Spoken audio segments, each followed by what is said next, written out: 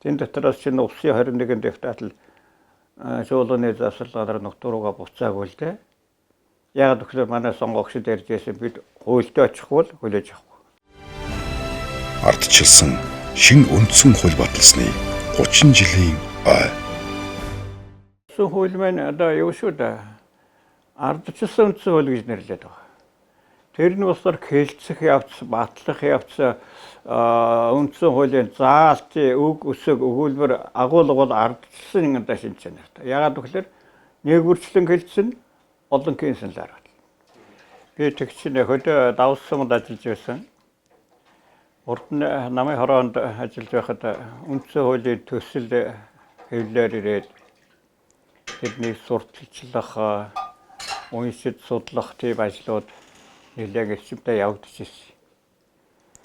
Тэгээд 5 сард би давсын нэглэлийн дараагаар сонгогдож очиад ажиллаж байсан. Тэр үед нэр их хурлын депутатад нэр дэвшүүлэх ажил хийсэн байхгүй юу? Тэгээд сумын комисси хөдөө явсан 4-5 хүний нэр дэвшгэхээр ингээд явцсан. Тэгсэн орой олж байсан чи нөгөөдүүлч давхаад ирдэг юм хашаад. Юу болов та нар баригад утаараад дэвшүүлэх хэрэгтэй байсан. Сумын төвөл санахаар ирсэн гэдэгсэн. Үгүй ажил гараад гэдэг. Тэгээ ямар ажил гарсан бол гэсэгүй нэр дэвшүүлэн гээ ярилцчихсэн чинь депутатад нэр дэвших хурал дээр таны нэрийг нэг сайлчин дэвшүүлээд тэгээд бидний төлөвлөгөөнд байгаагүй тэгээд таны зөвшөөрөл авахар ирлээ гэж ингэж ярьдаг байхгүй. Тэгээ гайхаад заавал өглөө л би бочигтэй гэж орой болцсон. Тэгээ өглөө босоод нүүр гараагаад ирсэн бол үгүй энэ одоо сонгогчтой гэж байгаа юм бол би татгалзах юм.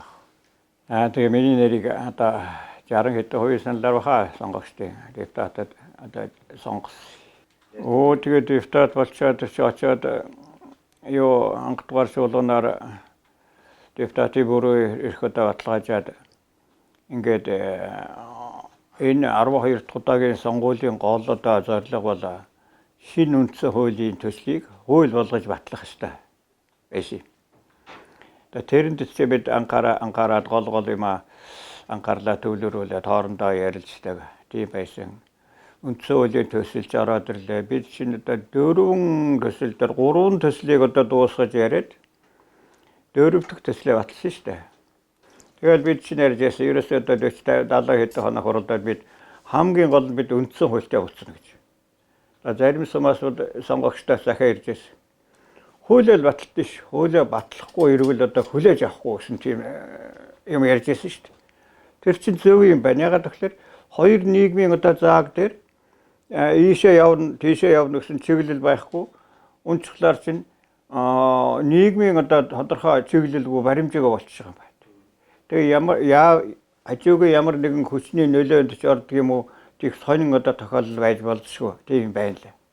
Тэгээд шуулган дээр ч яригдж байсан. Зарим нь бол бид энэ үндсэн хуулийг баталж чадахгүй юм байна. Та нар хөдөөгийн голдууд их татвал энэ мэдэхгүй байна, ойлгохгүй байна. Ер нь таарахын зүйтэй юм нэтэр гэсэн ярил. Хөдөөгийнх нь бид батлахгүй л энэ чигийг баталдаг. Бид энийг баталж таарна гэл ингээл. Хөдөөжсөн одоо депутатын хэсгээр бол их олон асуудлаар ярьж байсан. Тухайлбал өмчийн, газрын, эдийн засгийн холбогдлын асуудал чинь хөдөөж хөдөр голдож орж ирдэг.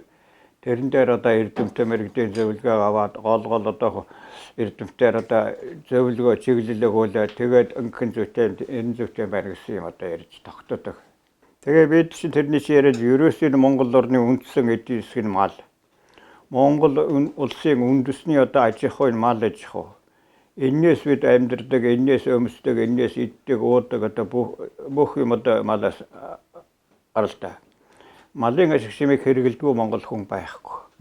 Тэгэхээр энийг илүү тодруулж оруулах хэрэгтэй гэдээ бид чинь 2 хуудас шахуу төсөл бичээд олон өглөөр олон хуралдаан дээр гарсан л да. Тэрнийг их хурал дээр оруулаад танилцуулсаг ярьсаар байгаад тэр бүх одоо юу харилцаануудыг одоо зохицуулаад базаад мал төрийн хамгаалтанд байна. Гэсэн одоо ганц хуулиар өөрчлөгдсөн. Тэгэхээс болох юм бол ягаад гэвэл төр юуны тулд байх вэ гэхээр улс орны эдийн засгийг хамгаална. Тэр эдийн засгийн үндэсний юм мал. Тэгэхээр мал аж ахуйтай холбогдсон олон харилцааг заах гэхлээр үндсэн хуульч одоо хэдэн зуун хуудас болох гэдэг байхгүй юу? Тийм учраас тэрнийг базаад ерөөсөө мал төрийн хамгаалалт нь байна гэсэн одоо нэг заалтаар ингэж оруулсан юм байна. Тэгэл тэр чи бид чинь үндсэн хуулийн төслөө батлах чинь 76 хоног оролцсон шүү дээ. 15 хоногт багтахаар л одоо төсөл анх хийсэн шиг байсан. Тэгэл ясаар угаал 76 хоногт одоо багтааж батлаа. Тэгээд бид энэ төрүүчийн нийгмээс энэ эдийн засгийн зах зээлийн нийгэм чилжих нийгмийн эдийн засгийн бүх харилцааг одоо тодорхойлж өгсөн ийм үндсэн хуулийг бид баталсан л да. Улс их орны ард түмний язгуур эрх ашиг бол ер хөндөгдөөгүй батлагдсан гэж ингэж боддоо ч та. Одоо үндсэн хууль маань батлагдаад 30 жил болж байна. Тэг чинь бид одоо 30 40 гэдтэй байсан л учраас одоо 70 80 хүрчихсэн. Минь сууж байдаг.